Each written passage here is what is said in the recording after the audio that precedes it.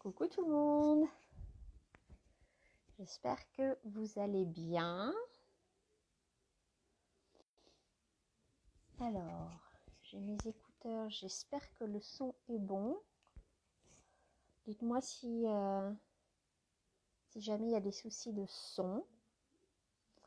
Je vais laisser Insta vous prévenir et puis on va commencer pour cette deuxième capsule remplie de petits conseils pour traverser les fêtes quand on fait le deuil de son animal. Le replay du premier live est dispo sur mon compte et je l'ai aussi mis sur ma chaîne YouTube. Donc si vous n'avez pas encore eu l'occasion d'aller le visionner, le replay est disponible. Voilà. Alors, eh bien, on va commencer. Donc en fait, ce deuxième live est vraiment dans la continuité du premier. On va poursuivre dans en fait les conseils. Est-ce que c'est vraiment de traverser les fêtes lorsqu'on fait le deuil de son animal? Je pense que ça peut aussi aider les personnes qui sont pas vraiment touchées par ça, mais qui peuvent avoir des personnes dans leur entourage pour aussi leur permettre de comprendre bien ce que les personnes en deuil peuvent traverser, parce que c'est vrai que si on n'a pas d'animal, si on n'a jamais vécu le deuil d'un animal, eh bien ça peut être un petit peu compliqué à comprendre et comprendre les émotions que traverse une personne en deuil. Coucou à celles qui arrivent. Alors, on va commencer. Donc, c'est vraiment important quand le moment des fêtes arrive, en fait, de pas se voiler la face d'une certaine façon et de se dire que oui, il va y avoir des moments compliqués. On l'a vu la dernière fois, hein, tout ce qui est festivités, au niveau des sons, au niveau des odeurs, au niveau des petites habitudes et aussi cette atmosphère générale de joie, eh bien ça peut venir nous déclencher. Et déclencher quoi? Déclencher des souvenirs essentiellement. Alors ça peut être des souvenirs heureux, et ça peut être aussi des souvenirs qui sont un petit peu plus compliqués, en lien avec par exemple la fin de vie, les derniers moments de l'animal, ou comme moi, dans mon expérience personnelle, je l'ai indiqué la dernière fois, c'est vrai que surtout coucou à celle qui arrive. Donc ça peut venir éveiller des souvenirs douloureux de fin de vie. Et moi personnellement, surtout le premier Noël que j'ai passé, là ça va être le deuxième, mais le premier c'est vraiment venu me chercher dans le Noël précédent, où je pressentais en fait que ça allait être le dernier Noël que j'allais passer avec ma chienne. Donc c'est vraiment venu me chercher là-dedans. Là, je sens que c'est un petit peu plus apaisé au niveau des souvenirs douloureux. Il y a plus de souvenirs, on va dire, heureux qui font surface. Mais ça, bien évidemment, ça dépend de chacun et de chacune, de là où on en est dans son deuil aussi. Et certaines personnes peuvent tout à fait avoir, et j'en parlais justement avec une personne hier, peuvent tout à fait avoir des souvenirs douloureux qui peuvent rester longtemps, plusieurs années, et c'est tout à fait ok. Encore une fois, on est toutes et tous différents dans notre deuil, et on a une relation unique avec notre animal parti. La façon dont j'ai fait mon deuil avec ma chienne n'est pas du tout la même façon que j'ai traversé le deuil de mon chat. Ça n'a pas été du tout la même chose. au niveau de tout l'éventail des émotions et combien de temps ça a duré, etc. Donc ça c'est important de bien avoir conscience de ça et que voilà, les fêtes, ça risque de vous mettre à mal. Donc une fois qu'on est vraiment au clair avec ça et qu'on n'essaye pas de se forcer à se mettre, on va dire, dans une ambiance où on se force à sourire, on se force à aller bien parce que voilà, on va pas plomber l'ambiance. Ça, vous vous mettez directement en posture où vous allez vous rendre les choses beaucoup plus compliquées émotionnellement. Donc, si vous êtes déjà au clair avec vous-même que c'est ok, je vais avoir des moments difficiles et que vous les acceptez pleinement, je peux vous garantir que vous allez traverser ces moments-là de façon beaucoup plus rapide parce que vous n'êtes pas dans la résistance de vos émotions. Vous êtes vraiment dans la pleine acceptation de ces hauts et de ces bas. Donc, on traverse ça plus rapidement que si on se met dans une sorte de résistance envers nous-mêmes, on se force. Et là, en fait, ça vient vraiment créer, ça va vous mettre à mal encore plus. Donc, soyez vraiment dans la pleine acceptation de ce que les fêtes peuvent déclencher en vous. Ça, c'est vraiment très, très important. On ne fait pas l'autruche et on ne se voile pas la face. Et toutes les émotions qui peuvent remonter, en fait, c'est important de les valider chacune. Les moments où ça va mieux et les moments où ça va moins bien. Comme je l'ai dit la dernière fois, en fait, au moment des fêtes, on peut être dans l'appréhension que certaines personnes nous posent des questions concernant notre deuil. Et où certaines personnes ne vont pas poser de questions et comment en fait on se positionne par rapport à ça. Est-ce qu'on cache? Est-ce qu'on parle? Évidemment, les personnes qui sont en face, comme je l'ai dit, hein, il n'y a que vous vraiment qui savez en fait vous êtes dans votre deuil, personne ne peut le faire à votre place. Donc, il y a des personnes qui vont tenter évidemment de vous remonter le moral par certains conseils non sollicités.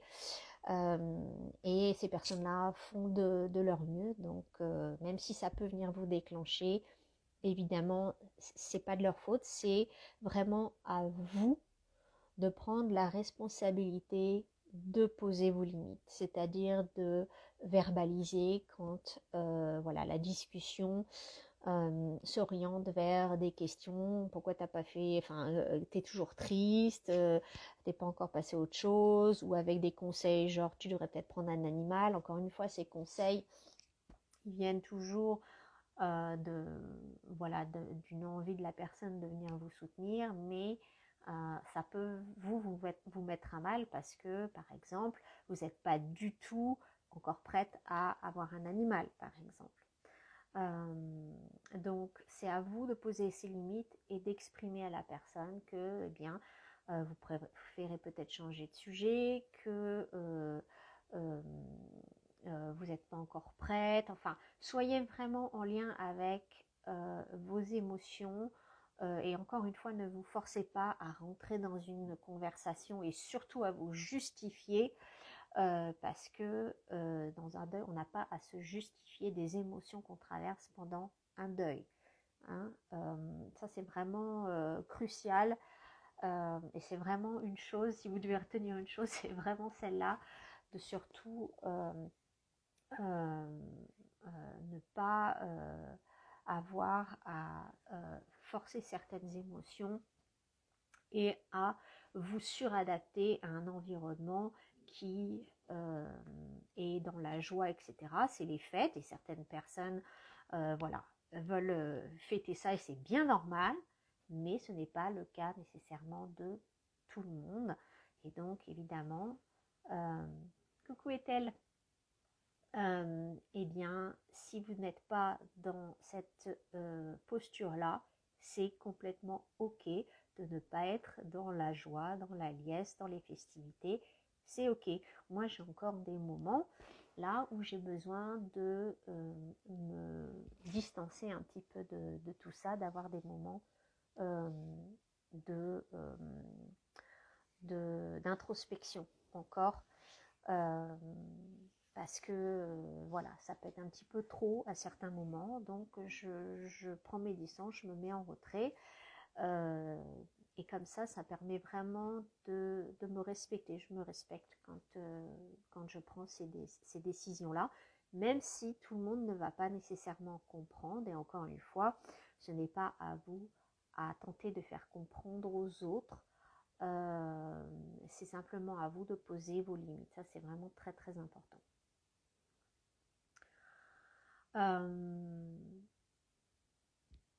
C'est aussi important de ne pas avoir, ça fait partie de la justification, mais aussi de vous excuser, voilà, on va dire plus que nécessaire, si vous ne pouvez pas participer, vous, en tout cas vous n'avez pas la force de participer à des fêtes, ou des fêtes entre amis, ou avant Noël, au travail par exemple.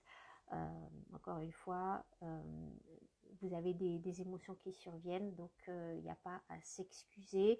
Vous pouvez remercier les personnes pour une invitation, mais que simplement vous n'irez pas, et ça suffit largement. D'accord? Donc écoutez-vous dans vos ressentis du moment, dans votre parce que ça va vraiment venir déclencher votre système nerveux si vous êtes constamment en résistance de vos émotions, et ça va en fait vous mettre encore plus à mal. Donc surtout prenez soin de vous en posant des limites. Donc je vous conseille du mieux que vous pouvez de vous entourer de personnes qui comprennent d'une certaine façon ce que vous traversez. Ça peut vraiment faciliter les choses, ou en tout cas n'hésitez pas à verbaliser en fait quand vous êtes mise à mal. Les personnes aussi ont besoin de comprendre, sinon elles vont continuer dans une certaine approche. Donc pensez à verbaliser, pensez à si vous pouvez, comme j'ai dit, vous entourer de personnes qui vous comprennent. Ça va amener de la douceur dans votre environnement, et ça va vraiment venir vous apaiser aussi au niveau de résistance potentielle en vous, de vous forcer. Si vous avez des personnes qui vous comprennent, ça sera beaucoup plus doux pour vous. La dernière fois, on a parlé de la notion de culpabilité qui pouvait émerger au moment des fêtes. Il peut y avoir de la culpabilité de passer un beau moment. Ça, je le retrouve assez régulièrement chez les clientes que j'accompagne. On peut avoir des moments en fait où ça va un peu mieux, parce qu'encore une fois, un deuil, c'est pas quelque chose de linéaire. Il peut y avoir des moments où en fait ça va mieux, et ces moments-là, eh bien, vous pouvez avoir l'élan eh bien d'être plus enjoué, de vous entourer de personnes, et c'est là que la culpabilité peut survenir, parce que non, vous êtes en deuil, donc vous devriez plus faire ceci. Ça, c'est les injonctions par rapport à une image en fait qu'on se représente être le deuil en fait, mais ça, il n'y a que vous en fait qui pouvez changer en fait ces injonctions-là. Donc si vous êtes dans plutôt de la légèreté au cours des fêtes et dans votre processus de deuil, eh bien autorisez-vous cette légèreté, profitez-en. En fait, ces moments-là vont vraiment venir un peu recharger les batteries et venir vous donner de l'énergie dans la poursuite de votre deuil en fait. C'est comme si vous veniez recharger la pile. Ça va vraiment vous faire beaucoup de bien, apaiser votre système nerveux, apaiser en fait vos émotions. Ça va vous faire du bien, et ça va vous permettre aussi de connecter à d'autres personnes, puisque on peut avoir tendance à s'isoler dans son deuil et vraiment se reconnecter dans une atmosphère de joie à d'autres personnes, eh bien ça fait beaucoup beaucoup de bien. Donc autorisez-vous ces moments de joie. La culpabilité peut aussi survenir quand on n'est pas bien et qu'on décide par exemple de ne pas aller à à une fête. Je pense surtout aux fêtes avant Noël, mais même au réveillon, le jour de Noël, entre Noël et le jour de l'an, et même voilà, au réveillon de la nouvelle année. Peu importe, ça s'applique vraiment à chacune de ces fêtes-là. Eh bien, vous pouvez vous retrouver dans une situation où vous n'êtes pas bien et que en fait c'est trop compliqué pour vous de vous retrouver avec d'autres personnes. Vous ressentez plus un besoin de vous intérioriser, voire de pleurer, etc.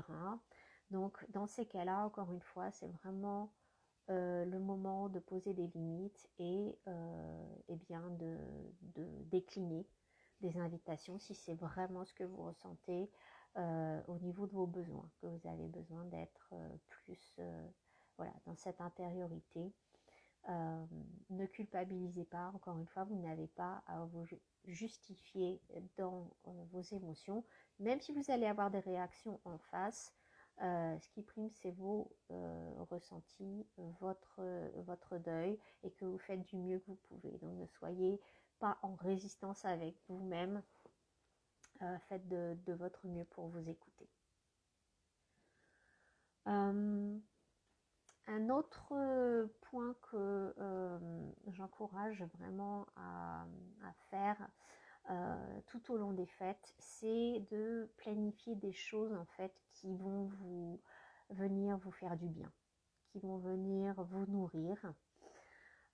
Et ça peut être des choses qui sont directement en lien avec votre animal décédé, donc ça peut être des moments de recueillement, des moments de prière, des moments où vous regardez des photos, ou ça peut être des choses qui n'ont rien à voir avec votre animal, comme par exemple aller, je sais pas moi, vous faire un massage, aller vous promener dans un endroit spécifique.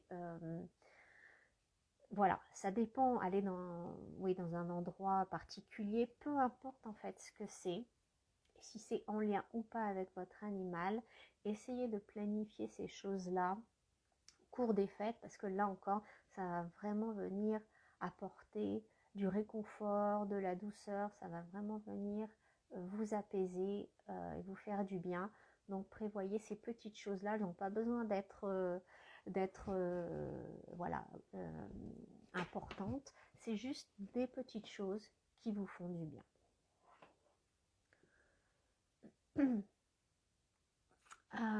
Si jamais vous avez des questions ou vous souhaitez rebondir sur ce que je dis, surtout n'hésitez pas à mettre ça en commentaire ou même en replay. Mettez en commentaire et bien évidemment je vous répondrai. Ou d'autres suggestions, hein, bien sûr, on est tous là pour partager. Donc si vous avez vos propres conseils qui vous ont fait du bien, n'hésitez pas à les partager aussi, ça peut aider d'autres personnes. Alors, comment commémorer en fait la mémoire, honorer la mémoire de son animal pendant les fêtes? Il y a des choses toutes simples qu'on peut faire et ça peut vraiment amener de la connexion avec son animal. Alors il y a des choses toutes simples comme bien évidemment allumer une bougie. J'ai pas mal de clientes qui font ça. Ça peut être prier, se recueillir. Ça peut être aussi regarder des photos. Si vous en sentez l'appel, évidemment, parce que certaines personnes, ça peut être l'inverse, ça peut vraiment venir les déclencher. Donc surtout, encore une fois, écoutez-vous. Si c'est pas quelque chose du tout qui vous fait du bien, évidemment, vous forcez pas. Ça peut être aussi, ça j'ai remarqué que ça fait beaucoup de bien. Ça peut être s'entourer de personnes qui ont bien connu votre animal et partager en fait des souvenirs de votre animal avec ces personnes-là. Elles peuvent amener aussi leurs propres souvenirs et ça peut vraiment faire beaucoup de bien. J'ai aussi des clientes qui font des ornements de Noël et qui les accrochent sur le sapin. Et hier, j'avais une discussion avec une personne qui me disait, une cliente qui me disait qu'en fait, je crois que ça va être son deuxième Noël sans son animal. Et en fait, la tradition était au moment de Noël de prendre une photo avec son chat du sapin. Et elle me disait que c'est quelque chose qui lui manque beaucoup. Et je lui ai suggéré de mettre une photo d'elle et de son chat à côté du sapin pour en fait amener à nouveau la présence de son animal dans tout ce processus de décoration, de festivité. Donc ça peut être un chouette truc à faire que de créer des ornements avec des photos de vos animaux. D'autres chose que vous pouvez faire aussi, moi ça m'est arrivé de le faire aussi, ça peut faire beaucoup de bien, c'est un don à un refuge pour honorer la mémoire de votre animal en fait, aider d'autres animaux qui voilà, sont dans le besoin, ça peut vraiment venir aider. Vous pouvez aussi bien faire du bénévolat, vous entourer d'autres animaux, voilà, quelle que soit la situation. Alors, chez certaines personnes, s'entourer d'animaux, ça va vraiment faire du bien. Chez d'autres, ça va être l'inverse. Elles ne veulent surtout pas être entourées d'animaux. Encore une fois, écoutez-vous. Mais je connais certaines personnes qui voilà, font du bénévolat pour voilà, recréer ce lien, être entouré d'animaux. Donc ça peut être aidant aussi. Voilà ce que je pouvais dire. J'aimerais finir en fait cette petite capsule en parlant brièvement, mais je sais que ces personnes-là sont souvent oubliées. C'est les personnes qui accompagnent leur animal en fin de vie pendant les fêtes. Ça peut être, j'ai déjà accompagné des personnes dans ces circonstances-là. C'est très difficile émotionnellement. Donc j'ai une pensée aussi pour ces personnes-là, parce qu'il y a beaucoup d'émotions et de fatigue mentale, de fatigue physique, de fatigue émotionnelle pendant les fêtes. Il y a aussi beaucoup d'anticipation du deuil, d'anticipation des émotions à venir, d'anticipation du décès. Donc ce que je peux vraiment vous recommander, c'est de vous faire soutenir. Certains vétérinaires sont extraordinaires pour ça. Mais c'est vrai que d'autres, ça peut être un petit peu compliqué. Les personnes qui viennent à moi, en général, ce sont des personnes qui n'arrivent pas à obtenir ce soutien autour d'elles ou de leur vétérinaire, etc. Et qui ont vraiment des difficultés à traverser ça. Je peux les aider à évaluer en fait la qualité de vie de leur animal, mais surtout n'hésitez pas à en parler aussi avec votre vétérinaire. Quand l'animal commence à avoir plus de mauvais jours que de bons jours, eh bien c'est peut-être le moment d'envisager voilà, une euthanasie. Parlez-en. Eto, Adom, région parisienne, ils sont au top. Ah, ok, super. C'est bien d'avoir des références comme ça. Parce que c'est vrai que voilà, c'est pas évident. Il y a vraiment besoin de se faire accompagner dans ces moments-là parce que c'est déjà, ça peut être très médicalisé et tout ce qui est l'aspect émotionnel, voilà, n'est pas forcément présent et ça peut manquer dans ce moment-là en fait. Hein. Alors, qu'est-ce que je voulais vous dire d'autre? Oui, donc parler de la qualité de vie, l'évaluation de la qualité de vie avec votre vétérinaire, si c'est le bon moment ou pas. Moi, je suis plutôt et de ce que les animaux aussi m'ont dit, en fait, en général, c'est vrai que s'ils partent un jour plus tôt plutôt qu'un jour plus tard, trop tard en fait, eh bien, à choisir, il vaut mieux qu'ils partent un jour plus tôt parce que voilà, quand l'animal arrive vraiment dans, on va dire, les derniers moments, ça, il faut être vraiment émotionnellement forte et avoir vraiment beaucoup de soutien pour pouvoir accompagner, on va dire, son animal de façon naturelle jusqu'à la fin. C'est pas donné à tout le monde parce que c'est vraiment, ça vient vraiment nous chercher très profondément. Donc l'euthanasie a cette, on va dire, cette douceur qui peut éviter en fait les dernières étapes de vie. Quand on n'est pas préparé à ça, ça peut être compliqué. Et moi, j'ai eu l'expérience avec Tika d'une euthanasie à la maison. Et vraiment, ça a été vraiment une très très belle expérience pour moi.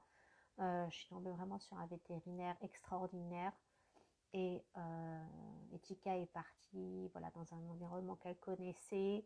Donc il y avait beaucoup moins de stress, c'était beaucoup moins froid. On a vraiment pu faire comme on voulait, accompagner de certaines pratiques que je n'aurais pas pu faire si j'avais été dans un cabinet vétérinaire. Donc si vous envisagez l'euthanasie, je vous recommande vraiment d'envisager une euthanasie à la maison. J'ai une amie aussi qui a eu le soutien d'une euthanasie à la maison il y a quelques mois et je sais que ça a vraiment aidé. Et en plus, c'était le souhait de son animal aussi. Donc tout s'est fait en fait de façon très douce. Voilà, donc n'hésitez pas à vous faire accompagner. Souvent, ce que j'ai pu observer, c'est que les soins énergétiques en fin de vie aident vraiment autant l'animal que la personne, en fait, à vraiment lâcher prise et à apaiser toutes ces émotions compliquées. On a toujours de la culpabilité, enfin souvent. On se pose la question, est-ce que c'est le bon moment ou pas? Et en fait, la communication animale, les soins énergétiques peuvent vraiment apaiser tout ce processus. Je confirme, à la maison, c'est plus rassurant pour l'animal. Oui, ouais, tout à fait. Je dirais pour moi, c'est autant pour l'animal que pour la personne aussi, parce qu'amener son animal dans un cabinet vétérinaire, voilà, ça peut être compliqué aussi. Donc c'est vrai que voilà, c'est moins violent quand même. Donc en tout cas, ça a vraiment été une belle expérience. Voilà ce que je pouvais vous dire. Si vous avez voilà, d'autres conseils, n'hésitez pas. En tout cas, Anaïs, merci pour ta participation. Merci à toutes d'avoir été là. J'espère que ces conseils vous aideront à traverser les fêtes. Moi, c'est mon deuxième Noël sans ma chienne et le troisième sans mon chat. Donc, voilà, comme je vous ai dit, moi, j'applique tous les conseils que je vous donne. Donc, c'est exactement la même chose pour moi, avec des hauts et des bas. En plus, je ne suis pas chez moi, donc ça apporte cette dimension supplémentaire, on va dire. Donc voilà, en tout cas, prenez soin de vous.